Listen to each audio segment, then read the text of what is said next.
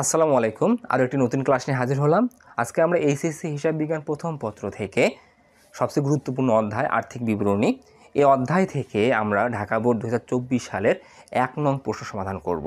আমরা সবাই জানি এইচএসসি হিসাব বিজ্ঞান প্রথম পত্রে এক মালিকানা কারবারের আর্থিক বিবরণী হতে ক বিভাগে দুটি প্রশ্ন হয়ে থাকে এবং দুটিরই অ্যান্সার প্রদান করতে হয়। আমরা খুব সহজে বিগত দিনে এই অধ্যায়ে কিভাবে আর্থিক বিবরণী প্রস্তুত করতে হয় আমরা শিখছি। আমরা এই ধারাবাহিকতা কন্টিনিউ রাখবো এবং আজকে ঢাকা বোর্ড 2024 সালের প্রশ্ন নং 1 সমাধান করব। আমরা জানি এক মালিকানা কারবারের আর্থিক বিবরণীতে প্রশ্নে একটা রেওয়া মিল দেওয়া থাকে, যৌথ মূলধনী কারবারও থাকবে। এক মালিকানা কারবারেও প্রশ্নে আর্থিক বিবরণী যখন করতে বলবে প্রশ্নে একটা রেওয়া মিল দিয়ে দিবে। রেওয়া মিলে কী বলা আছে এটা একটু আমরা চেক করে নেব। সোয়া এন্টারপ্রাইজের 31 ডিসেম্বর 2023 তারিখের রেওয়া মিল নিম্নরূপ। আমরা জানি এই যে রেওয়া মিলটা আমরা প্রস্তুত করছি এখানে, এই রেওয়া মিলটা কিন্তু বছরের শেষে প্রস্তুতকৃত, অর্থাৎ হিসাব করে শেষের দিনে প্রস্তুতকৃত। আমি যে রেওয়া মিলটা দেখতেছি এটা কিন্তু 2023 সালের 31 ডিসেম্বর তারিখে প্রস্তুতকৃত। এখানে আমাদের হিসাবকালটা আগে দেখে নিতে হবে। এখানে হিসাবকালটা হচ্ছে 2023 সালের জানুয়ারি 1 তারিখে শুরু হয়েছে, ডিসেম্বর 31 তারিখে শেষ হয়েছে। এই সময়ের মধ্যে এই প্রতিষ্ঠান যে যে লেনদেনগুলো রেকর্ড করছে, অর্থাৎ জাবেদা করছে, খতিয়ান করছে, দেন তারা রেওয়া মিলে পোস্টিং দিছে, বা পোস্টিং দিলে ভুল হবে, রেওয়া মিল করছে হিসাবের গাণিতিক শুদ্ধতা যাচাই করার জন্য। এখন যেহেতু এটা এক মালিকানা কারবার রেওয়া মিলে ডেবিট দিকে 3টা আইটেম থাকে, সম্পদ ব্যয় উত্তোলন, ক্রেডিট দিকে 3টা আয় থাকে, আয় দায় মূলধন। এই অঙ্কেও তার ব্যতিক্রম না। আমরা যে ডেবিট দিকে আইটেমগুলো দেখতেছি না, এই আইটেমগুলোর মধ্যে এটা ব্যয় অথবা সম্পদ অথবা উত্তোলন। ক্রেডিট দিকে যে আইটেমগুলো দেখতেছি না ওটা আয়, না ওটা দায়, অথবা এটা মূলধন। আমরা তাই রেওয়া মিলটা চেক করলাম না। এরপরে অন্যান্য তথ্যাবলী, তার মানে সমন্বয় মানে কি? এই লেনদেনগুলো রেওয়া মিল এ লিপিবদ্ধ হয়নি। আমরা যখন আর্থিক বিবরণী অধ্যায়টা করব আমরা ভালোভাবে সমন্বয়গুলো পড়ে নেব। একটু সমন্বয়গুলো আমরা পড়ে নেই। এক, সমাপনী মজুত পণ্য 25,000 টাকায় মূল্যায়িত হয়েছে, যার বাজার মূল্য 20,000 টাকা, উপভাড়া বকেয়া রয়েছে 3,000 টাকা। বিক্রয়ের মধ্যে 5,000 টাকা আসবাবপত্র বিক্রয় অন্তর্ভুক্ত আছে।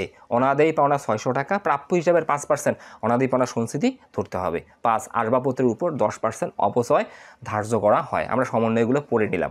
এখন আমরা সরাসরি চলে যাব কয়ে আমাকে কি নির্ণয় করতে বলছে। কয়ে বলছে প্রাপ্য হিসাবের নিট আদায়যোগ্য টাকার পরিমাণ নির্ণয় করো। এই যে প্রাপ্য হিসাবের নিট আদায়যোগ্য টাকার পরিমাণ বলতে আমরা কি বুঝি? প্রাপ্য হিসাব মানে কি? বাকিতে বিক্রয় করার ফলে আমরা যে মানুষের কাছে টাকা পাওনা আছি, বা আমি যে মানুষের কাছে টাকা পাবো, এটাকে আমরা প্রাপ্য হিসাব বলি। আমরা যদি রেওয়া মিলে দেখি আমাদের প্রাপ্য হিসাব হচ্ছে এখানে দেওয়া আছে 30,000 টাকা। এই 30,000 নিট আদায়যোগ্য মূল্য বলতে আমরা কি বুঝি? এই প্রাপ্য হিসাব থেকে আমরা অনাদায়ী পাওনা বাদ দিব। অনাদায়ী পাওনা মানে চূড়ান্ত চেষ্টার পরেও এই 30,000 টাকা থেকে যে টাকাটা আমার আদায় করা সম্ভব না। তাহলে আমি 30,000 টাকা থেকে অনাদায়ী পাওনা বাদ দেবো। অনাদায়ী পাওনা বাদ দেওয়ার পর আমি আবার ভবিষ্যতের জন্য সন্দেহ করব, ভবিষ্যতে আরও টাকা পেতেও পারি, নাও পেতে পারি। তার মানে সন্দেহ করতেছি যে প্রাপ্য হিসাব থেকে আমি আরও কিছু টাকা নাও পেতে পারি, ওইটাও বাদ দিব। বাদ দেওয়ার পর আমার মূলত নিট আদায়যোগ্য মূল্য থাকবে। তার মানে আমরা ধরে নিচ্ছি যে প্রাপ্য হিসাবের কাছ থেকে আমার এত টাকা আদায় করা সম্ভব হবে। আসলে এটাই হচ্ছে আমাদের কয়ের অ্যান্সার, যে প্রাপ্য হিসাবের নিট আদায়যোগ্য টাকার পরিমাণ নির্ণয় করো। আমি যদি আরও সহজভাবে বলি যে আমি যখন আর্থিক অবস্থার বিবরণী প্রস্তুত করব, আমরা চলতি হিসাবে প্রাপ্য হিসাবের টাকাটা কাজ করে দ্বিতীয় ঘরে যেটা প্রদর্শন করি সেটাই হচ্ছে নিট আদায়যোগ্য প্রাপ্য হিসাবের পরিমাণ। তাই চলো কথা না বাড়িয়ে আমরা এখানে ম্যাথটা সলভ করি। তার আগে আমরা খাতায় লিখব 1 নং প্রশ্নের সমাধান, লিখব ক, প্রাপ্য হিসাবে নিট আদায়যোগ্য টাকার পরিমাণ নির্ণয়। এটা যে তোমাকে ছকেই করতে হবে এমন কোনো বাধ্যবাধকতা নেই। তুমি ইচ্ছা করলে ছক করে করতে পারো, আবার তুমি এমনিতেও করতে পারো। ছক করে করলে আসলে সৌন্দর্য বৃদ্ধি পায়। তাই আমরা লিখব ক, প্রাপ্য হিসাবে নিট আদায়যোগ্য টাকার পরিমাণ নির্ণয়। আমি তোমাকে কি বললাম যে প্রাপ্য হিসাবে নিট আদায়যোগ্য টাকার পরিমাণ বলতে সহজে আমরা কি বলবো? সহজে হচ্ছে আমরা যখন আর্থিক অবস্থার বিবরণী প্রস্তুত করি আমরা চলতি হিসাবে কিন্তু প্রাপ্য হিসাব দেখাই। প্রাপ্য হিসাব থেকে আমরা অনাদায়ী পাওনা বাদ দেই, নতুন অনাদায়ী পাওনা সঞ্চিতি বাদ দেই। বাদ দেওয়ার পর আমরা যে টাকাটা দ্বিতীয় ঘরে লিখি সেটাই হচ্ছে আসলে নিট আদায়যোগ্য মূল্য। তাহলে আমরা রেওয়া মিলে দেখব আমাদের প্রাপ্য হিসাব কত ছিল। আমাদের রেওয়া মিলে প্রাপ্য হিসাব ছিল 30,000 টাকা। তাহলে আমরা প্রথমেই এই প্রাপ্য হিসাব লিখে রাখছি। তুমি লিখবা 30,000 টাকা, প্রাপ্য হিসাব 30,000 টাকা। তারপরে আমরা সমন্বয়ে যাব। সমন্বয়ে দেখতেছি চারায় আছে অনাদায়ী পাওনা 600 টাকা। এই যে সমন্বয়ে আছে মানে কি? তার আগে আমাকে জানতে হবে অনাদায়ী পাওনা জিনিসটা কি। অনাদায়ী পাওনা মানে আমাদের যে প্রাপ্য হিসাব 30,000 টাকা আছে, এই 30,000 টাকা থেকে আমি চূড়ান্ত চেষ্টার পরেও 600 টাকা আদায় করতে পারবো না। তার মানে এই 600 টাকা যার কাছে আমি পাই সে স্যাঁচরা, আমাকে সে টাকাটা দিচ্ছে না। আমি অনেক ট্রাই করছি, তারপরও আসলে আমি টাকাটা আদায় করতে ব্যর্থ হয়েছি। আমি চাচ্ছি না তার কাছে ঝগড়া বিবাদ করে টাকাটা আদায় করি, তখন আমি স্বেচ্ছায় টাকাটা ছেড়ে দিলাম যে এই টাকাটা তার কাছে আমি আর দাবি করব না। তাহলে অনাদায়ী পাওনার সংজ্ঞাটা কি? প্রাপ্য হিসাবের নিকট হতে চূড়ান্ত চেষ্টার পরেও যে টাকাটা আদায় করা সম্ভব হয় না তাকে আমরা মূলত অনাদায়ী পাওনা বলে থাকি। তাহলে আমরা প্রাপ্য হিসাবের কাছে কত টাকা পেতাম? 30,000 টাকা পেতাম। চূড়ান্ত চেষ্টার পরেও আমার আদায় করা সম্ভব নয় কত? 600 টাকা। এখন এটা কোথায় আছে? সমন্বয় আছে। সমন্বয় আছে মানে এটা অলিখিত। আমি কি বললাম? রেওয়ামিল মানে আমাদের লেনদেনগুলো অলরেডি হিসাবভুক্ত হয়েছে। তাহলে আমি যদি রেওয়ামিলে প্রাপ্য হিসাব দেখি 30,000 টাকা, এটা হিসাবভুক্ত হয়েছে। তাহলে আমাদের এই বছরে ধারে বিক্রয়ের ফলে মানুষের কাছে পাওনা আসি 30,000 টাকা, মানে আমি পাবো হচ্ছে 30,000 টাকা। আর এই 30,000 টাকার মধ্যে সমন্বয় দেখতেছি অনাদায়ী পাওনা 600 টাকা আছে। এই সমন্বয় মানে কি? আসলে এখনও এটা হিসাবভুক্ত হয়নি, হিসাবে লিপিবদ্ধ করা হয়নি। তাহলে 30,000 টাকার মধ্যে আমি পাবো না কত? 600, এটা হিসাবভুক্ত হয়নি। তাহলে আমি যদি হিসাবভুক্ত করি তাহলে আমাদের কি হবে? আমাদের এই প্রাপ্য হিসাব কমে যাবে, কারণ অনাদায়ী পাওনা মানে কি? প্রাপ্য হিসাবের নিকটতে যে টাকাটা আদায় করা সম্ভব নহে। তাহলে এখন আমি নিট আদায়যোগ্য টাকার পরিমাণ নির্ণয়ের জন্য কী করবো? আমাদের প্রাপ্য হিসাব ছিল কত? 30,000 টাকা। সেখান থেকে চূড়ান্ত চেষ্টার পরে পাওয়া যাবে না কত? 600 টাকা। এখন এটা অলিখিত বিধায় বিয়োগ করব, অর্থাৎ সমন্বয় থাকলে বিয়োগ করবো, অন্যথায় বিয়োগ করা যাবে না। যদি এটা রেওয়ামিলে থাকতো আমি বিয়োগ করতাম না। রেওয়ামিলে থাকা মানে এটা অলরেডি বিয়োগ করা আছে, বাদ দেওয়া আছে, তাই আমি লিখবো মাইনাস অনাদায়ী পাওনা। এটা অলিখিত, মানে বোঝানোর জন্য। কত টাকা? 600 টাকা। আর 30,000 টাকা থেকে যদি আমি 600 টাকা বিয়োগ করি আমি পাবো 29,400 টাকা। আর এই যে 29,400 টাকা পেলাম, এখন আমি সন্দেহ করতেছি ভবিষ্যতে আরও কিছু টাকাও আরও নাও পেতে পারি। সেটা আমি কীভাবে বুঝবো? এটা প্রশ্নেই বলা থাকবে। এই দেখো, প্রাপ্য হিসাবের 5% অনাদায়ী পাওনা সঞ্চিত ধরতে হবে। এটা কি মিন করে? এটা দ্বারা মিন করে এই যে আমি 29,400 টাকা যে পাবো, তার মানে আমি মোট পেতাম 30,000, সেখান থেকে চূড়ান্ত চেষ্টার পরেও পাবো না কত? 600। তাই আমি এখন পাবো কত? 29,400। আর এটার উপর আমি আরও ভবিষ্যতের জন্য সন্দেহ করতেছি 5% টাকা নাও পেতে পারি। এটা সন্দেহমূলক খরচ। তাহলে আমি ধরে নিছি 5% আরও পাবো না। তো যখন আমি নিট আদায়যোগ্য মূল্য নির্ণয় করব, যেটা চূড়ান্ত চেষ্টার পরেও আমার আদায় করা সম্ভব হলো না, এটাও যেমন বাদ দিব। যেটা আমি সন্দেহ করতেছি পেতেও পারি নাও পেতে পারি, এটাও আমরা বাদ দিব। বাদ দেওয়ার পর আমি মূল্যায়ন করব যে আসলে আমাদের এই বছরে প্রাপ্য হিসাব হতে কত টাকা নগদ আদায় হবে। এটাই আসলে নিট আদায়যোগ্য মূল্য। তাহলে আমাকে কি করতে হবে এখন? তাহলে অনাদায়ী পাওনা বিয়োগ করার পর যে টাকাটা থাকবে এইটার উপর আমাকে সন্দেহ করতে হবে যে এই দেখো 29,400, তারপর সন্দেহ করতেছি 5% পেতেও পারি নাও পেতে পারি। একদম ইজি। তাহলে আমি যদি 29,400 5% কাটি তাহলে আমি কত পাবো?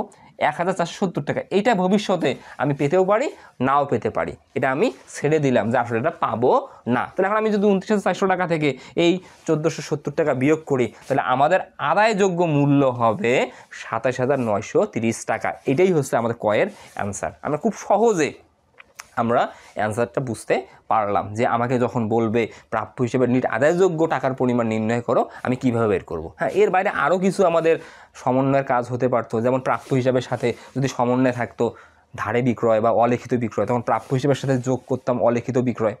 তারপরে আমরা অনাদায়ী পাওনা অলিখিত বিয়োগ করতাম, নতুন অনাদায়ী পাওনা সঞ্চিতি বিয়োগ করতাম, দেন আমরা নিট আদায়যোগ্য মূল্যের পরিমাণ পেয়ে যেতাম। তাহলে আমরা ক করে ফেললাম। ওকে, এখন আমরা ক্ষয়ের সমাধান করব। ক্ষয় কি বলছে? উক্ত বছরে বিশদ আয় বিবরণী প্রস্তুত করে প্রতিষ্ঠানের পরিচালন মুনাফা বা ক্ষতি নির্ণয় করো।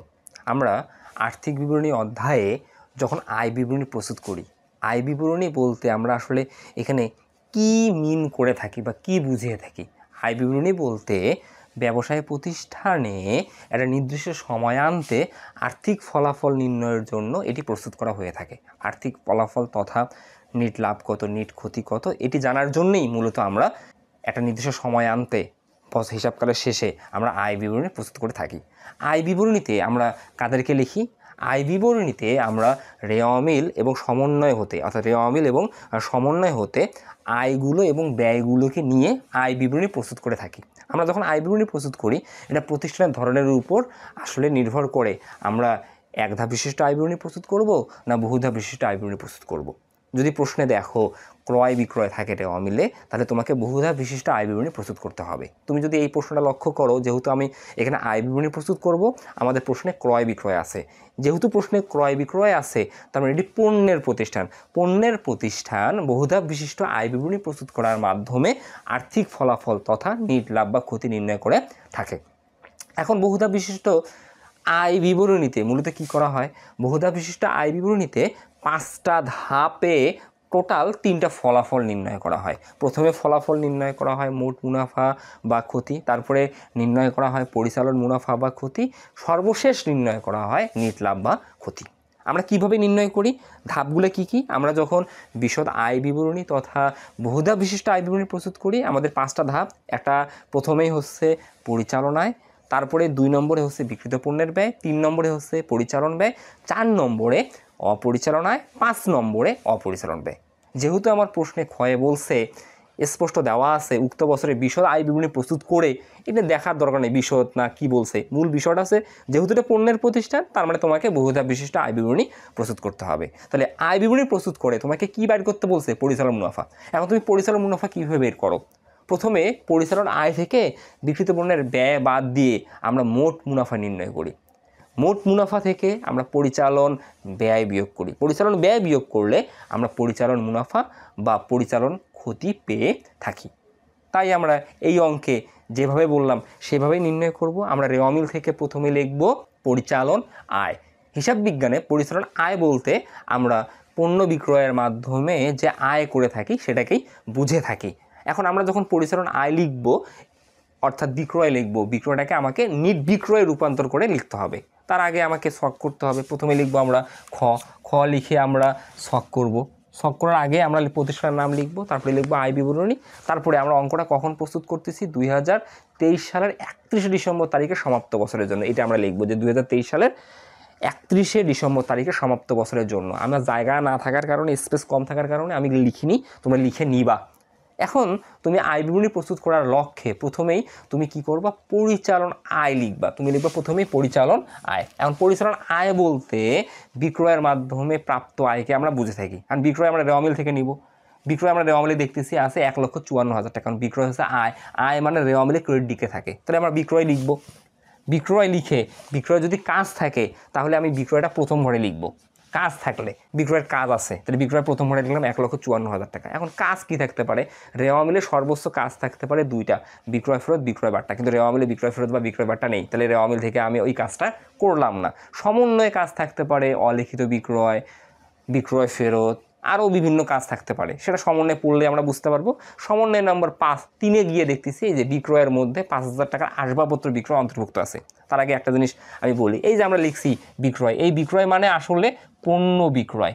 আমি ব্যবসায় প্রতিষ্ঠানে বিক্রয় করার জন্যে যে বস্তু ক্রয় করছি সেটাকে আমরা পণ্য বলি। হিসাব বিজ্ঞানে পণ্য ক্রয় করলে ব্যয় হয়, হিসাব বিজ্ঞানে পণ্য বিক্রি করলে আয় হয়। তাহলে আমরা পণ্য বিক্রয় দেখিয়েছি 1,54,000 টাকা।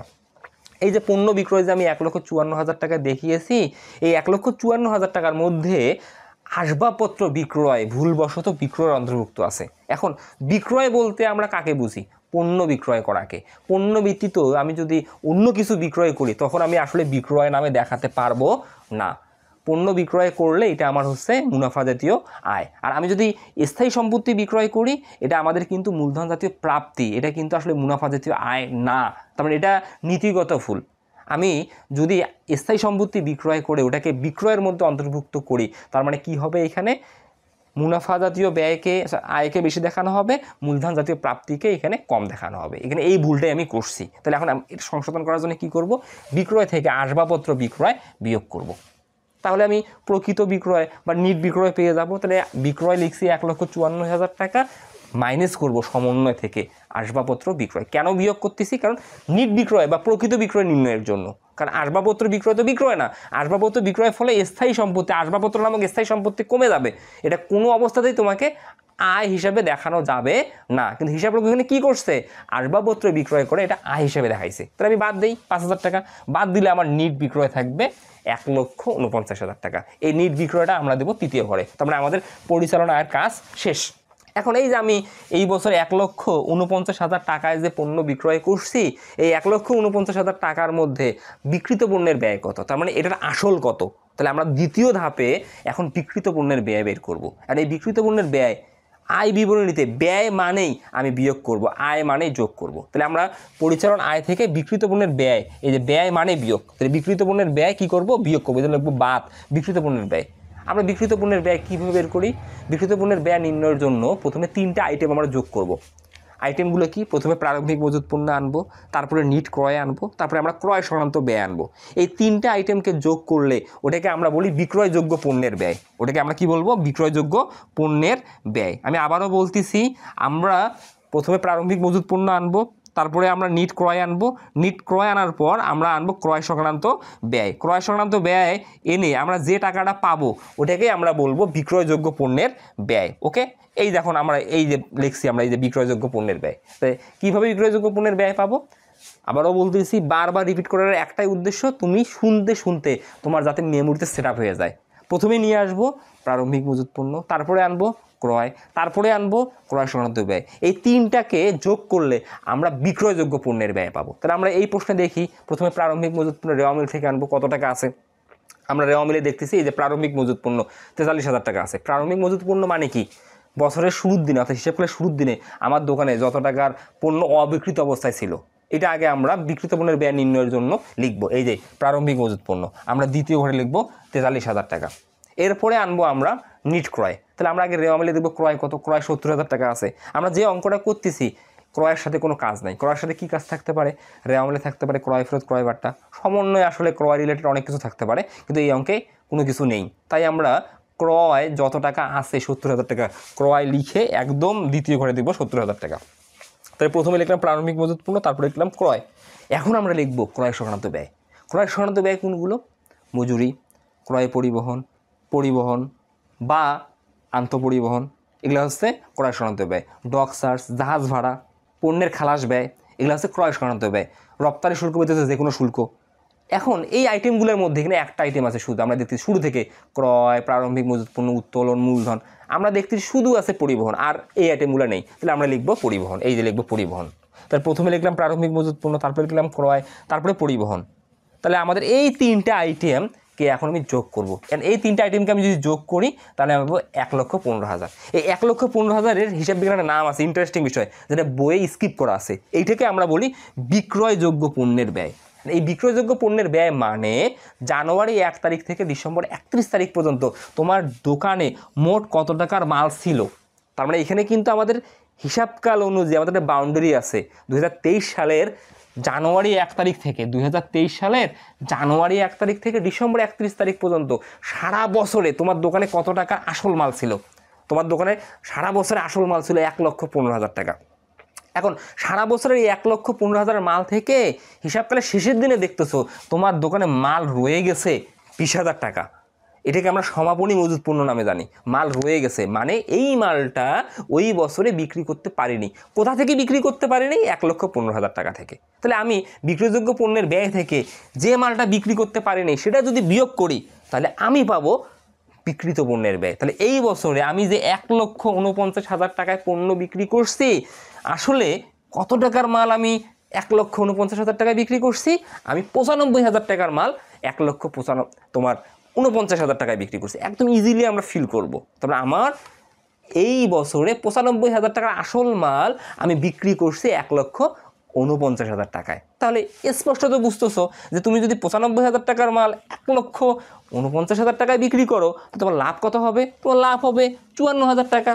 এই 54,000 টাকাকেই আমরা বলতেছি মোট মুনাফা বা মোট লাভ।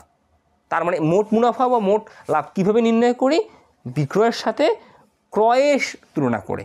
যে আমি যে মালটা বিক্রি করলাম, ধর আমি একটা মাল বিক্রি করছি 20 টাকায়, ওই মালটা একদম ক্রয় থেকে শুরু করে প্রতিষ্ঠানে নিয়ে আসা পর্যন্ত ক্রয় রিলেটেড যে ব্যয়গুলো আছে সেই ব্যয় ধরো আছে আমাদের 15 টাকা।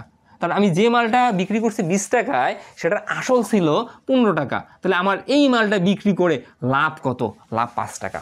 তার মানে এখানে বিক্রয় মূল্যের সাথে ক্রয় মূল্যের তুলনা করে আমি কিন্তু লাভটা বের করলাম। তাহলে এইখানে আমাদের অন্যান্য যে আনুষ্ঠানিক ব্যয়, তার মানে কারবার পরিচালনা করতে যে ব্যয়গুলো হচ্ছে সেই ব্যয়গুলো কিন্তু এখানে বিবেচনা করা নেই। তাহলে মোট মুনাফা মানে কি, আমরা আসল থেকে বিক্রয় মূল্য বিয়োগ করে যেটা পাবো এটাই হচ্ছে আমাদের মোট মুনাফা। তাহলে এখানে কি সমন্বয় সাধন করা নেই, কারবারের অন্যান্য যে ব্যয়গুলো আছে, কারবার পরিচালন ব্যয়, অপরিচালন ব্যয়, এগুলো কিন্তু এখানে বিবেচনা করা নেই। তাহলে বাস আমরা মোট মুনাফা পেয়ে গেলাম। মোট মুনাফা মানে আমরা কিন্তু দুইটা ধাপ সম্পূর্ণ করলাম, প্রথমে লিখলাম পরিচালনায়, তারপরে লিখলাম বিক্রিত পণ্যের ব্যয় করে কিন্তু আমি পেলাম হচ্ছে মোট মুনাফা। দুটা ধাপ হয়ে গেল, এখন তৃতীয় ধাপে অটোমেটিকলি আসবো। আমি কি বললাম, এইখানে কি নেই, কারবারের অন্যান্য যে আমাদের খরচগুলো, কারবার পরিচালনা করতে যে খরচগুলো প্রয়োজন হয় সেগুলো কিন্তু এখানে নেই। তাহলে এখন এই 54,000 অর্থাৎ মোট মুনাফা থেকে আমরা পরিচালন ব্যয় প্রথমে বাদ দেবো। এই পরিচালন ব্যয় মানে কি, কারবার পরিচালনা করতে গিয়ে যে ব্যয় হয়। এই পরিচালন ব্যয় আবার দুই প্রকার, অফিস ও প্রশাসনিক ব্যয়, বিক্রয় ও বন্টন ব্যয়। এই দুই প্রকার ওইভাবে লিখবো না, আমরা ডিটেল ঢালা লিখবো, আমরা ওইভাবে না লিখে বাদ লিখবো পরিচালন ব্যয়। এখন পরিচালন ব্যয় আবার রেওয়ামিল থেকে চেক করব, পরিচালন ব্যয় মানে কি, অফিস ও প্রশাসনিক ব্যয়, বিক্রয় ও বন্টন ব্যয়। তাহলে আমরা দেখি প্রথমে ক্রয় বিক্রয়। আরেকটা বিষয় আমরা জানি রেওয়ামিলের কাজ একবার, যেটা হয়ে গেছে সেটা ডান। তাহলে ক্রয় বিক্রয় হয়ে গেছে বাতিল, প্রারম্ভিক মূলধন হয়ে গেছে বাতিল, উত্তোলন মূলধন আসবে না, কারণ আয় বিবরণীতে শুধুমাত্র আয় এবং ব্যয় রিলেটেড লেনদেনগুলা বা হিসাবগুলো আসবে, অন্য কিছু আসবে না। আসবাবপত্র স্থায়ী সম্পদ আসবে না। বেতন আসবে, বেতন হচ্ছে পরিচালন ব্যয়, এই লিখবো বেতন। বেতন লিখবো, যদি কাজ থাকতো বকেয়া বা অগ্রিম সমন্বয়ে তাহলে আমি প্রথম ঘরে লিখতাম, যেহেতু কাজ নাই বেতন আমি সরাসরি দ্বিতীয় ঘরে লিখবো 5,000। পরিবহন হয়ে গেছে বাতিল, প্রদেয় হিসাব হবে না, প্রাপ্য হিসাব হবে না। এই যে ভাড়া, ভাড়া হবে, ভাড়া মানে আমি যে দোকানে ব্যবসা করতেছি সেই দোকান ভাড়া বা ঘর ভাড়া, আমি ঘর মালিককে দিচ্ছি 12,000 টাকা, ভাড়াটা হচ্ছে পরিচালন ব্যয়, তাহলে লিখবো ভাড়া, এটা আমার পরিচালন ব্যয়। ভাড়া কত টাকা, 12,000 টাকা। এটার আবার যদি কাজ থাকতো বকেয়া বা অগ্রিম, আমি কাজ করতাম, কাজ নাই আমি দ্বিতীয় ঘরে দেবো। তারপরে আছে কর ও অভিকর। কর ও অভিকর এই জিনিসটা কি, কর, কর বলতে আসলে আমি সরকারকে যেটা দিই, সরাসরি সরকারকে যেটা দিই, অর্থাৎ আমদানি করতে বা রপ্তানি করতে সরাসরি সরকারকে আমরা যেটা কর দেই সেটা হচ্ছে কর। আর অভিকর বলতে আমরা স্থানীয়ভাবে যে করটা দেই এটা হচ্ছে অভিকর। কর এবং অভিকর যখন থাকবে এটা হচ্ছে পরিচালন ব্যয়। তাহলে কর ও অভিকর কত টাকা, 2,000 টাকা, এই লিখবো কর ও অভিকর, আমি লিখবো 2,000 টাকা পরিচালন ব্যয় হিসেবে। ওকে, এর বাইরে আর কি রেওয়ামিলে কোনো ব্যয় আছে, নেই। এখন আমি যখন আয় বিবরণী প্রস্তুত করব, রেওয়ামিল এবং সমন্বয় দুইটা মিলে আমরা প্রস্তুত করব। এখন আমি সমন্বয়ে যাই, সমন্বয়ে অন্যান্য কী ব্যয় আছে। 1 নম্বর সমন্বয়, এটা ব্যয় না। 2 নম্বর উপভাড়া বকেয়া রয়েছে 3,000 টাকা। উপভাড়া এটা কিন্তু আমাদের আয়। উপভাড়া জিনিসটা কি, ধরো আমি 2টা দোকান ভাড়া নিছি, ধরো আমার এখানে 2টা দোকান আছে, আমি এই 2টা দোকানে ব্যবসা করতেছি, এই 2টা দোকানে ব্যবসা করতেছি, এই দোকানটাও ভাড়া নিছি, এই দোকানটাও ভাড়া নিছি। ব্যবসা করার পর আমি কিছুদিন পর এই দোকানটা নিজে ভাড়া দিলাম। আমি কিন্তু অন্যের কাছ থেকে ভাড়া নিছি, ভাড়া নেওয়ার পর কিছুদিন পর এই দোকানটা আমি অন্যের কাছে ভাড়া নিলাম। এখন ভাড়া নেওয়ার পর যে আমি অন্যের কাছে ভাড়া দিলাম, তাহলে আমি তো ভাড়াটিয়া, আমি আরেকজনকে ভাড়া দিলাম, যেটাকে আমরা সাবরেন্ট বলি। এই যে আমি অন্যজনকে ভাড়া দিলাম, ওই ব্যক্তি আমাকে যে ভাড়াটা দিবে সেটা হচ্ছে আমার উপভাড়া। উপভাড়াটা আমাদের হিসাব বিজ্ঞান অনুযায়ী আয়ের মধ্যে পড়ে। তাহলে উপভাড়াটা কী আয়, এই উপভাড়াটা হচ্ছে অপরিচালন আয়, এটা এখনই আমি লিখবো না। তারপরে 3, বিক্রয়ের মধ্যে 5,000 টাকা আসবাবপত্র বিক্রয় অন্তর্ভুক্ত আছে, এটা কাজ করছি আমরা, এটা ব্যয় না, আমি শুধু ব্যয়গুলো লিখবো। 4, অনাদি পাওনা 600 টাকা, এটা ব্যয়। অনাদি পাওনা মানে কি, প্রাপ্য হিসাবে নিকট হতে চূড়ান্ত চেষ্টার পরেও যে টাকাটা আদায় করা সম্ভব হয় না তাকে আমরা অনাদি পাওনা বলি। এটা মূলত হচ্ছে বিক্রয় সংক্রান্ত ব্যয়। আর অনাদি পাওনার একটা প্যাটার্ন আছে। অনাদি পাওনার প্যাটার্নটা কি, খুব গুরুত্বপূর্ণ একটা প্যাটার্ন আছে।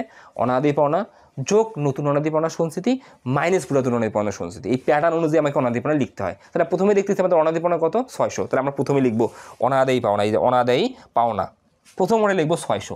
আমাদের প্যাটার্নটা কি, অনাদি পাওনার সাথে যোগ নতুন অনাদি পাওনা সঞ্চিতি যোগ করবো। আর অনাদি পাওনা মানে কি, প্রাপ্য হিসাবে নিকট হতে চূড়ান্ত চেষ্টার পরে যে টাকাটা আদায় করা সম্ভব হয় না। তাহলে এই বছর প্রাপ্য হিসাবের কাছ থেকে কত টাকা আদায় করা সম্ভব হবে না, 600 টাকা, সেটা আমি লিখলাম আগে 600 টাকা।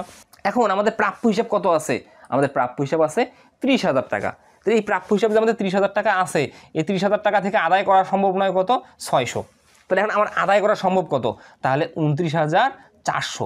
এই 29,400 টাকার উপর আমি আবারও সন্দেহ করতেছি যে আমি আরও 5% নাও পেতে পারি। এটা আমাদের সন্দেহমূলক খরচ, এটা হচ্ছে প্রকৃত খরচ, এটা হচ্ছে সন্দেহমূলক খরচ, দুইটা মিলে মোট খরচ।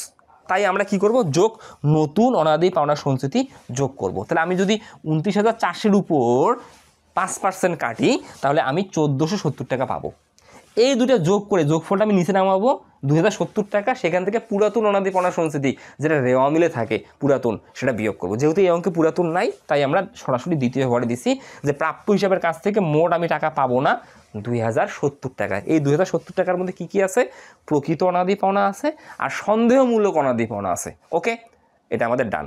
এরপরে আমাদের আরেকটা ব্যয় আছে সময় নম্বর 5-এ, আসবাবপত্রের উপর 10% অবচয় ধার্য করা হয়। তাহলে আসবাবপত্রের 10% অবচয় ধার্য করতে বলছে।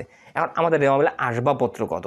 রেওয়া মিলে আসবাবপত্র 60,000 টাকা। এইখানে একটু সমস্যা আছে, আমাদের রেওয়া মিলে যে আসবাবপত্র 60,000 টাকা আছে এটা একটু মিশলাম, এটা কাজ নাই যেহেতু একটু আমি বুঝাবো। এখানে 60,000 টাকা যে আছে, এই 60,000 টাকার আসবাবপত্র থেকে তুমি 5,000 টাকার আসবাবপত্র বিক্রয় করছো। তোমার রেওয়া মিলে কিন্তু 60,000 টাকার আসবাবপত্র আছে। এই 60,000 টাকার আসবাবপত্র থেকে তুমি সমন্বয়ে গিয়ে দেখো তুমি আসবাবপত্র বিক্রি করছো 5,000 টাকা। তাহলে তুমি যদি মাইনাস করো তোমার হাতে এখন আসবাবপত্র কত? 55,000 টাকা। আর এখানে একটু ঝামেলা আছে, তোমাকে কিন্তু এখানে আসবাবপত্রের অবচয় নির্ণয় করতে বলছে। এখন তুমি যে আসবাবপত্র বিক্রি করছো এই আসবাবপত্র কবে বিক্রয় করছো এই তারিখটা দেওয়া নাই। যেহেতু তারিখটা দেওয়া নাই তাহলে অবচয় নির্ণয় করতে গিয়ে তোমার কিন্তু ঝামেলা সৃষ্টি হবে। যখন তুমি কোনো স্থায়ী সম্পত্তি বিক্রি করবা সমন্বয়ে দেওয়া থাকবে, তারিখ দেওয়া থাকবে না, তখন তুমি ধরে নিবা বিক্রয়ের ক্ষেত্রে তুমি বছরের শুরুতে বিক্রয় করছো। তাহলে জাবেদা মানে অবচয় কাটতে তুমি ঝামেলার সম্মুখীন হবো না। আর যখন তারিখ দেওয়া থাকবে তখন তারিখ অনুযায়ী, যেহেতু তারিখ দেওয়া নাই তোমার রেওয়া মিলে আসবাবপত্র কত? 60,000 টাকা। তুমি আসবাবপত্র বিক্রি করছো কত? 5,000 টাকা। তো তোমার এখন আসবাবপত্র কত টাকার আছে? 55,000 টাকা। এটা সঠিক করা নাই কেন? কারণ তুমি তো আসবাবপত্র বিক্রি করে ভুল করে বিক্রয়ের মধ্যে অন্তর্ভুক্ত করছো, ওটা বিক্রয়ের সাথে যোগ করা ছিল, আসবাবপত্র থেকে বিয়োগ করা ছিল না। তাহলে তুমি এখন এটা সংশোধন করো, তোমার আসবাবপত্র ছিল কত? 60,000, তুমি বিক্রি করছো কত? 5,000। তো তোমার এখন আসবাবপত্র কত? 55,000। এই 55,000-এর উপর তুমি অবশ্যই কাটবা 10%। তাহলে 55,000-এ যদি তুমি 10% কাটো তাহলে অবশ্যই বাড়বে 5,500। এই হচ্ছে আসবাবপত্রের অবশ্যই, এই যে 5,500। আর এখানে একটা কিন্তু আমাদের কনফিউশন আছে, সেটা হচ্ছে আমি যে এই 5,000 টাকা বাদ দিলাম এটার কিন্তু 1 টাকাও অবশ্যই দেখালাম না। এটা যদি আমি নিচে টিকা দেই আমাদের ভালো হবে, যে ধরে নেওয়া হয়েছে আসবাবপত্র বিক্রয় করা হয়েছে বছরের শুরুতে, তাহলে আর টিচার এখানে হাত দিতে পারবে না। আবার তুমি যদি মনে করো না আমি 60,000 টাকার উপর অবশ্যই দেখাবো, তাও কারেক্ট হবে। তখন 60,000-এর 10% 6,000 এখানে লিখবা, তখন টিকা দিতে হবে ধরে নেওয়া হয়েছে আসবাবপত্র এই 5,000 টাকা বিক্রয় করা হয়েছে বছরের শেষের দিনে। তো বছরের শেষের দিনে তুমি যদি আসবাবপত্র বিক্রয় করো তাহলে পুরো সারা বছরে তুমি 60,000 টাকার আসবাবপত্র ব্যবহার করছো। এটা আসলে টিকা দিয়ে তোমাকে এটার সলিউশন টানতে হবে, তাহলে কখনোই তোমার স্যার এখানে হাত দিতে পারবে না, অন্যথায় কিন্তু হাত দিতে পারে। তাহলে আমাদের এই প্রশ্নে আর কি কোনো পরিচালন ব্যয় আছে? আমাদের 5 নম্বর সমন্বয় শেষ, আর কোনো পরিচালন ব্যয় নেই। তাহলে এখন আমি এই 5,000, এই 12,000, এই 2,000, এই 2,070 এবং এই 5,500 যদি যোগ করি তাহলে আমি মোট পরিচালন ব্যয় পাবো এই যে 26,570 টাকা। এই 26,570 টাকা কি করব আমি? এই 54,000 টাকা থেকে বিয়োগ করবো। এই 54,000 টাকা কী ছিল? আমাদের মোট মুনাফা। তাহলে মোট মুনাফা 54,000 টাকা। এই মোট মুনাফা থেকে কারবার পরিচালনা করতে গিয়ে আমরা কিন্তু 26,570 টাকা ব্যয় করছি। আর এই ব্যয়টা আমি কই থেকে নির্বাহ করব? এই লাভটা থেকে নির্বাহ করব। তাই তো আমরা লিখছি মোট মুনাফা বাদ পরিচালন ব্যয়। তাহলে এর মধ্যেই কিন্তু আমাদের ব্যয়টা আছে। তাহলে আমি যদি 54,000 টাকা থেকে এই 26,570 টাকা বিয়োগ করি, আমি যে মুনাফাটা পাবো এটাই হচ্ছে পরিচালন মুনাফা। এটা আমাদের কিন্তু 3 নম্বর ধাপ থেকে আসলো। আমি আবারও বলতেছি, প্রথম ধাপে হচ্ছে আমাদের পরিচালন আয় অর্থাৎ বিক্রয়। পরিচালন আয় থেকে আমরা বিক্রিত পণ্যের ব্যয় বিয়োগ করব, তাহলে আমরা পাবো মোট মুনাফা। এই যে মোট মুনাফা, আমরা পাবো মোট মুনাফা 54,000 টাকা পাইছি। সেখান থেকে আমরা পরিচালন ব্যয় বিয়োগ করব, তাহলে আমি পাবো পরিচালন মুনাফা। পরিচালন মুনাফার সাথে আমরা অপরিচালন আয় যোগ করব, অপরিচালন ব্যয় বিয়োগ করব, তাহলে নিট মুনাফা পাবো। আমাকে কি নিট মুনাফা বাইর করতে বলছে না পরিচালন মুনাফা বাইর করতে বলছে? পরিচালন মুনাফা বাইর করতে বলছে। তার মানে আমি আর 3 নম্বর 4 নম্বর ধাপ দেখাবো না, আমি আর 5 নম্বর ধাপ দেখাবো না, থাকলেও দেখাবো না, না থাকলেও দেখাবো না। কারণ আমাকে কি বলছে? পরিচালন মুনাফা পর্যন্ত নির্ণয় করো, এটা আগে আমাকে বুঝতে হবে। ওকে, আরেকটা বিষয় এখানে আমি একটু বলে রাখি, যেটা আসলে বলা হয়নি। আমরা যে সমাপনী মজুদ পণ্য দেখাইছি, সমাপনী মজুদ পণ্য দেখো আমরা বিয়োগ করছি কিন্তু 20,000 টাকা। এখানে কি বলছে? সমাপনী মজুদ পণ্য 25,000 টাকায় মূল্যায়িত হয়েছে, যার বাজার মূল্য 20,000 টাকা। আমরা কি জানি? সমাপনী মজুদ পণ্যের জন্য সমাপনী মজুদ পণ্য যত টাকায় মূল্যায়ন করা হয়েছে এবং বাজার মূল্য এই 2 টাকা যদি দেওয়া থাকে, যেটা কম সেটা আমাকে দেখাতে হবে। তাহলে আমরা খুব সহজে করে ফেলতে পারলাম। এখন আমরা গয়ের সমাধান করব। গয় কি বলছে? নিট মুনাফা 30,430 টাকা ধরে 31 তারিখে প্রতিষ্ঠানটির আর্থিক অবস্থা বিবরণী প্রস্তুত করো। আমরা আর্থিক বিবরণী অধ্যায়ে মূলত 3টি অংশ করে থাকি। গাণিতিক আয় বিবরণী, মালিকানা সত্ত্ব বিবরণী, আর্থিক অবস্থার বিবরণী। আমরা আয় বিবরণী কেন প্রস্তুত করি? হিসাবকাল শেষে আর্থিক ফলাফল তথা নিট মুনাফা বা নিট ক্ষতি নির্ণয়ের জন্য। আমরা মালিকানা সত্ত্ব বিবরণী কেন করি? আমি মালিক, আমার প্রতিষ্ঠানে হিসাবকাল শেষে কত টাকার মূলধন আছে, আমার কত টাকা আছে এটা জানার জন্য আমরা মালিকানা সত্ত্ব বিবরণী প্রস্তুত করি। আমরা আর্থিক অবস্থার বিবরণী কেন প্রস্তুত করি? আর্থিক অবস্থার বিবরণী এই জন্য প্রস্তুত করি, একটা নির্দিষ্ট তারিখে কারবারে মোট কত টাকার সম্পদ আছে এবং এই সম্পদের বিপরীতে কত টাকার দায় এবং মালিকানা সত্ত্ব আছে। তার মানে আমরা আর্থিক অবস্থার বিবরণী যখন প্রস্তুত করি, আমরা সম্পদ সমান দায় যোগ মালিকানা সত্ত্ব এটা নির্ণয় করে থাকি। এটা এক্স্যাক্টলি তোমার কি মনে পড়ে? এটা একটা সমীকরণ, এটাকেই তো আমরা হিসাব বিজ্ঞানের হিসাব সমীকরণ নামে জানি। তার মানে আমরা আর্থিক অবস্থার বিবরণী বলতে আমরা এই হিসাব সমীকরণটাকেই বুঝে থাকি, এ সমান এল প্লাস ওই। তার মানে সম্পদ সমান দায় যোগ মালিকানা সত্ত্ব। আমরা এই জিনিসটাকেই কিন্তু আর্থিক অবস্থার বিবরণী বলি। তার মানে প্রথমে আমি সম্পদ বের করব, সম্পদ যত হবে দায় এবং মালিকানা সত্ত্বের সমষ্টি তত হবে। আমরা আর্থিক বিবরণী অধ্যায়ে প্রত্যেকটা অঙ্কেই আয় বিবরণী প্রস্তুত করব, প্রত্যেকটা অঙ্কেই মালিকানা সত্ত্ব বিবরণী প্রস্তুত করব, প্রত্যেকটা অঙ্কেই আর্থিক অবস্থার বিবরণী প্রস্তুত করব। যদিও বা সৃজনশীলে আমাকে কিন্তু ভেঙে ভেঙে দেয়, কিন্তু তুমি যখন বাসায় প্র্যাকটিস করবা, তুমি প্রত্যেকটা প্রশ্নে তুমি আয় বিবরণী প্রস্তুত করবা পূর্ণাঙ্গ, তুমি মালিকানা সত্ত্ব বিবরণী প্রস্তুত করবা পূর্ণাঙ্গ, তুমি আর্থিক অবস্থার বিবরণী প্রস্তুত করবা পূর্ণাঙ্গ। তখন তোমার আসলে প্রিপারেশনে কোনো ঘাটতি থাকবে না। তাই চলো কথা না বাড়িয়ে আমরা এখন গ সলভ করি। আমরা যেহেতু এখানে আর্থিক অবস্থার বিবরণী প্রস্তুত করতেছি, মানে আমি আগে সম্পদগুলো লিখব। এই সম্পদগুলো যে লিখব আমরা রেওয়ামিল এবং সমন্বয় দু জায়গা থেকে লিখব। আমরা যখন সম্পদ লিখি এই সম্পদগুলোকে আবার 4টা শ্রেণীতে বিভক্ত করি। আমরা প্রথমে লিখব চলতি সম্পদ, তারপরে লিখব দীর্ঘমেয়াদী সম্পদ, তারপরে লিখব স্থায়ী সম্পদ এবং সর্বশেষে লিখব অলিক সম্পদ। তাই প্রথমেই আমরা ছক করে নেব, আগের মতো করে আগে লিখব প্রতিষ্ঠানের নাম, আর্থিক অবস্থার বিবরণী। আর আর্থিক অবস্থার বিবরণী প্রস্তুত করা হয় নির্দিষ্ট তারিখের জন্য। নির্দিষ্ট তারিখটা কবেকার? হিসাবকালের শেষের দিনের জন্য, হিসাবকালের শেষের দিনের জন্য। তাই নিচে লিখব 2023 সালের 31শে ডিসেম্বর তারিখের জন্য। ভুল করে সমাপ্ত বছর দেওয়া যাবে না, দিলে কিন্তু পুরো ম্যাথ কাটা যাবে, কারণ তুমি শুরুতেই ভুল করলা এবং গুরুত্বপূর্ণ ভুল করছো। ওকে, আমরা লিখে তারপরে লিখব সম্পদ। সম্পদগুলোকে আমরা 4টা শ্রেণীতে লিখব। প্রথমে লিখব চলতি সম্পদ।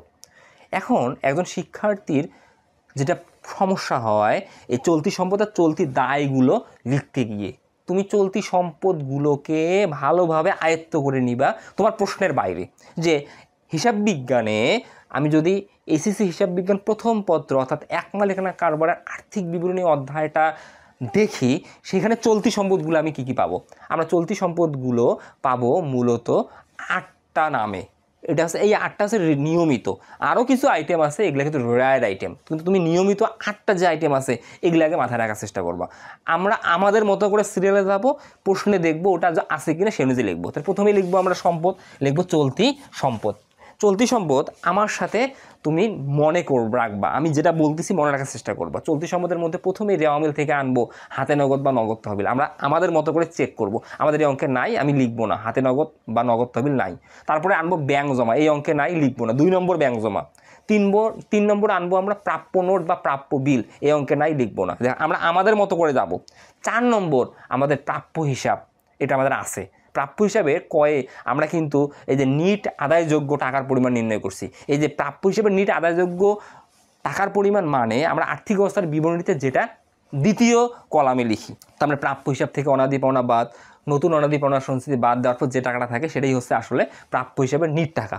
যেহেতু আমরা কয়ে নিটটা বের করছি তাই আমরা লিখব নিট প্রাপ্য হিসাবে, যে নিট প্রাপ্য হিসাব। এই যে ক হতে প্রাপ্ত, কয়ে কত বের করছো নিট প্রাপ্য হিসাব? 27,930 টাকা। কীভাবে 27,930 টাকা পেয়েছো? প্রাপ্য হিসাব তোমার দেওয়া ছিল 30,000 টাকা, সেখান থেকে অনাদি পাওনা বিয়োগ করছো 600 টাকা, তারপরে সেখান থেকে নতুন অনাদি পাওনা সঞ্চিতি বিয়োগ করছো 1,470 টাকা, বিয়োগ করেই তুমি পেয়েছো 27,930 টাকা। এটা ক হতে প্রাপ্য দিয়ে তুমি লিখে দিবা। আর তোমাকে লিখতে হবে না। তার মানে এটা কিন্তু 4 নম্বর আইটেম তোমার সিরিয়ালে। প্রথমে নগদ তহবিল 1, 2 ব্যাংক জমা, 3 প্রাপ্য নোট বা প্রাপ্য বিল, 4 প্রাপ্য হিসাব। তুমি তোমার সিরিয়ালে যাবা, যেটা আগে আসবে মানে ওই সিরিয়ালে যেটা পাবা না লিখবা না, যেটা পাবা সেটা লিখবা। 4 নম্বর ধাপ লেখা শেষ। 5 নম্বর সমন্বয় থেকে আসবে সমাপনী মজুত পণ্য। তোমার 5 নম্বর সমাপনী মজুত পণ্য আছে, এই যে সমাপনী মজুত পণ্য, তুমি বাজার মূল্য এবং যত টাকায় মূল্যায়ন করছো যেটা কম সেটা দেখাবা, তাহলে লিখবা সমাপনী মজুত পণ্য 20,000 টাকা লিখবা। এটা হচ্ছে 5 নম্বর আইটেম। 6 নম্বর আইটেম হিসাবে আসবে অব্যবহৃত মণিহারি বা সমাপনী মণিহারি বা সাপ্লাইস। 7 নম্বর আইটেম হিসাবে আসবে অগ্রিম ব্যয়। এই আইটেমগুলো আমাদের এই অঙ্কে নেই, এগুলো সমন্বয়ে থাকবে, আবার রেওয়া মিলেও থাকতে পারে। তাহলে অব্যবহৃত মণিহারি নেই, অগ্রিম ব্যয় নেই। অগ্রিম ব্যয় কেমন থাকতে পারে? অগ্রিম বেতন, অগ্রিম ভাড়া, এই আইটেমগুলো। তাহলে আমাদের এই আইটেমটাও বাদ 6 নম্বর আইটেম হিসেবে। তাহলে আমি কি বললাম? প্রথমেই আসবে নগদ তহবিল, তারপরে ব্যাংক জমা, তারপরে প্রাপ্য বিল বা প্রাপ্য নোট, তারপরে প্রাপ্য হিসাব 4 নম্বর, 5 নম্বর সমাপনী মজুত পণ্য, 6 নম্বর অব্যবহৃত মণিহারি, 7 নম্বর অগ্রিম ব্যয়, 8 নম্বর বকেয়া আয়। এখানে কিন্তু অব্যবহৃত মণিহারি নাই, তারপরে হচ্ছে অগ্রিম ব্যয় নাই, বাদ। এইবার আসবে বকেয়া আয়। বকেয়া আয় আছে, এই যে 2 নম্বর সমন্বয়। উপভাড়া বকেয়া রয়েছে 3,000 টাকা। এই যে উপভাড়া বকেয়া আছে মানে কি? উপভাড়া মানে কি? এটা আমাদের আয়। বকেয়া আছে মানে কি?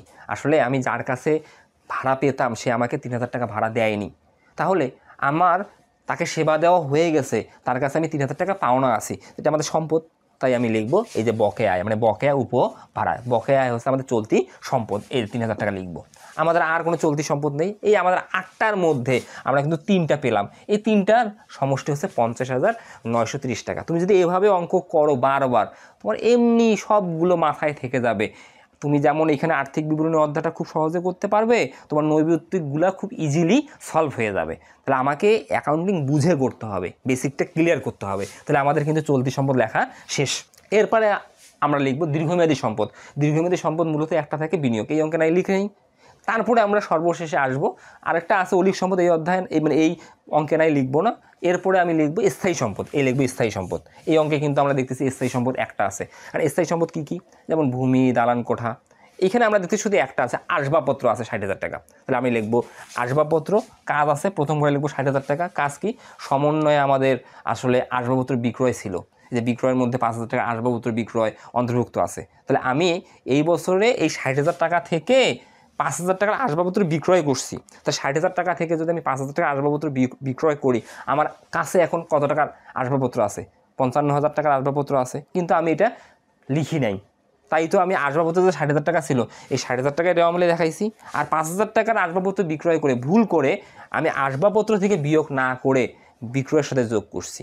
তাই আমরা আয় বিবরণীতে বিক্রয় থেকে এই 5,000 টাকা বিয়োগ করছিলাম। এখন আর্থিক অবস্থার বিবরণীতে আসবাবপত্র থেকে ওই বিক্রয় 5,000 টাকা বিয়োগ করতে হবে, কারণ আমরা 60,000 টাকা ছিল আসবাবপত্র, সেখান থেকে আমি আসবাবপত্র বিক্রি করছি কত? 5,000। তাহলে এখন আমার আসবাবপত্র কত? 55,000। এই 55,000 আমি অবশ্যই কাটছি কত?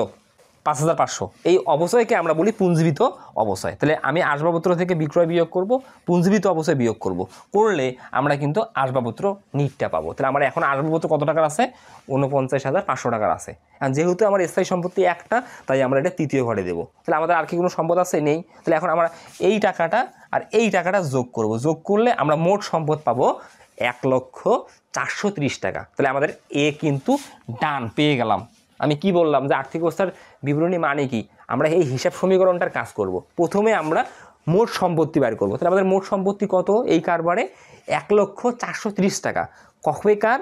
2023 সালের 31শে ডিসেম্বর তারিখে। তার মানে হিসাব করে শেষের দিনে কারবারে মোট সম্পদ 1,430,000 টাকার আছে। তাহলে আমাদের বাম পাশের কাজ শেষ, আমরা এখন ডান পাশে যাব। দায় যোগ মালিকানা সত্ত্ব, অর্থাৎ দায় ও মালিকানা সত্ত্ব, এই লিখবো দায় ও মালিকানা সত্ত্ব। ওইভাবে লিখতে থাকবো ওই ছকে। দায় ও মালিকানা সত্ত্বের মধ্যে প্রথমে লিখবো দায়। এই দায়টাকে আমরা আবার 2 ভাগে ভাগ করি, চলতি দায়, দীর্ঘমেয়াদী দায়। তার মানে এখানে কিন্তু দায়, এল মানে দায়, আর ওই মানে মালিকানা সত্ত্ব। এই দায়টা আবার আমাদের 2 প্রকার, এটা হচ্ছে চলতি দায়, এটা হচ্ছে দীর্ঘমেয়াদী দায়। চলতি দায় আমাদের নর্মালি হচ্ছে 5টা। এই 5টা আমাকে মাথায় রাখতে হবে। এর বাইরেও কিন্তু রেয়ার আইটেম আছে, কিন্তু 5টা হচ্ছে নিয়মিত, জানতেই হবে অ্যাজ এ স্টুডেন্ট। 5টার মধ্যে কি? প্রথমে ব্যাংক জমাতিরিক্ত, এই অঙ্কে নাই, লিখবো না, মানে আমরা আমাদের মতো করে যাব। তারপরে কি? তারপরে হচ্ছে প্রদেয় নোট বা প্রদেয় বিল, অঙ্কে নাই, বাদ। তারপরে কি প্রদেয় হিসাব, এই যে প্রদেয় হিসাব আছে, এই লিখবো প্রদেয় হিসাব। প্রদেয় হিসাব কত আছে? ৩,৬০০ টাকা। তারপরে কি ৩ নম্বরের পর বকেয়া ব্যয়, এটা রেওয়া মিল বা সমন্বয় দুই জায়গায় থাকতে পারে, এই অঙ্কে নাই বকেয়া ব্যয়, রেওয়া মিলেও নাই সমন্বয় নাই। তারপরে কি অগ্রিম আয় বা অনুপার্জিত আয়, এই অঙ্কে নাই। তাহলে 5টার মধ্যে এই অঙ্কে কিন্তু একটা আছে, তাই লিখছি প্রদেয় হিসাব একদম তৃতীয় ঘরে। একদম সহজ অ্যাকাউন্টিং যদি বোঝো তুমি। তাহলে চলতি দায় লেখা শেষ। তারপরে দীর্ঘমেয়াদী দায় কি? ঋণ, এই অঙ্কে নেই। তারপরে আমি কি লিখবো? মালিকানা সত্ত্ব। মালিকানা সত্ত্ব মানে কি? আমি মালিক, আমার প্রতিষ্ঠানে হিসাবকাল শেষে কত টাকা আছে, মালিকানা সত্ত্ব। মালিকানা সত্ত্ব যখন বের করবো, মালিকানা সত্ত্ব কীভাবে বের হয়? আমাদের বছরে যত টাকার মূলধন ছিল, দেখো বছরে কত টাকার মূলধন ছিল, এই হিসাবকালটা আমি ৮১,৪০০ টাকা মূলধন নিয়ে শুরু করছি। তাহলে এই মূলধন মানে আমার বছরের শুরুর দিনে কত টাকার মূলধন ছিল, কত টাকা নিয়ে আমি কারবারটা শুরু করছি। তাহলে ৮১,৪০০ টাকা নিয়ে মূলধন শুরু করছি। তাহলে এই যে মালিকানা সত্ত্বের মধ্যে মূলধন মানে মূলধনটা আমার টাকা, তাহলে আমি কত টাকা নিয়ে এই হিসাবটা শুরু করছি? ৮১,৪০০ টাকা। আমি সারা বছর ব্যবসা করলাম, ব্যবসা করার ফলে আমার লাভ দেওয়া আছে গয়ে, যে নিট লাভ এত টাকা ধরে আমাকে ম্যাথটা সলভ করতে বলছে। দেখো আমাদের স্পষ্ট দেওয়া আছে নিট লাভ গয়ে, এই যে নিট লাভ ৩০,৪৩০ টাকা। এই নিট লাভটা কার টাকা? আমি মালিক, আমার টাকা। আমি যে ব্যবসা করতেছি, এই লাভটা করার জন্য তো ব্যবসা করতেছি, এইটা নিয়ে তো আমি জীবন জীবিকা নির্বাহ করব। তাহলে ব্যবসায় প্রতিষ্ঠানে অ্যাকাউন্টেন্ট কী করে? মূলধনের সাথে এই মুনাফাটা যোগ করে দেয়, মানে আমার টাকাটা বের করে। তাহলে আমি হিসাবকাল শুরু করছি ৮১,৪০০ টাকা মূলধন নিয়ে, সারা বছর ব্যবসা করলাম, ধরো এই টাকাটা আমি কারবার ইউটিলাইজ করলাম, করার ফলে আমার লাভ বেরিয়েছে কত? ৩০,৪৩০ টাকা। তাহলে আমি যদি ৮১,৪০০ সাথে ৩০,৪৩০ টাকা যোগ করি, তাহলে আমার হিসাবকাল শেষে কত টাকা আছে? ১,১১,৮৩০ টাকা। এইখান থেকে আমি জীবন জীবিকা নির্বাহের জন্য আবার উত্তোলন করব। উত্তোলন বলতে আমি নিজের প্রয়োজনে কত টাকা নিছি কারবার থেকে, এই যে উত্তোলন, এটা ডেবিট ১৫,০০০ টাকা। তাহলে আমি এই ১,১১,৮৩০ টাকা থেকে ১৫,০০০ টাকা নিছি, তাহলে আমি মূলধনের সাথে নিট লাভ যোগ করব, উত্তোলনটা বিয়োগ করব। করলে আমি আসলে আমার মালিকানা সত্ত্ব হিসাবকাল শেষে সম্পদের উপর আমার অধিকার কত আছে সেটা পেয়ে যাব। তাহলে সম্পদের উপর আমি মালিক, আমার অধিকার আছে এই যে ৯৬,৮৩০ টাকা, এটি হচ্ছে মালিকানা সত্ত্ব। তাহলে এখন আমি এই ৯৬,৮৩০ টাকা আর দায় যদি যোগ করি, তাইলে আমি আসলে এইটার সমষ্টি পাবো, দায় যোগ মালিকানা সত্ত্ব। তাহলে আমার দায় ছিল ৩,৬০০, মালিকানা সত্ত্ব ছিল ৯৬,৮৩০। এই দুইটা টাকা যদি যোগ করি, তাহলে আমার দায় যোগ মালিকানা সত্ত্ব আমরা পাচ্ছি ১,০৪,৩০০। যদি আমাদের এ সমান এল প্লাস ওই মিলে যায়, তার মানে আমাদের পূর্ণাঙ্গ ম্যাথটা সঠিক হয়েছে। তাহলে আমরা খুব সহজেই ঢাকা বোর্ড ২০২৪ সালের ১ নং প্রশ্নের সমাধান করতে পারলাম। তারপরে যদি তোমাদের এই প্রশ্ন রিলেটেড কোনো প্রশ্ন থেকে থাকে, অবশ্যই তোমরা কমেন্টে জানাবা, ইনশাল্লাহ আমি উত্তর দেওয়ার চেষ্টা করব। আল্লাহ হাফেজ, তোমরা ভালো থাকবে, সুস্থ থাকবে, আমার জন্য দোয়া করবে। ওকে।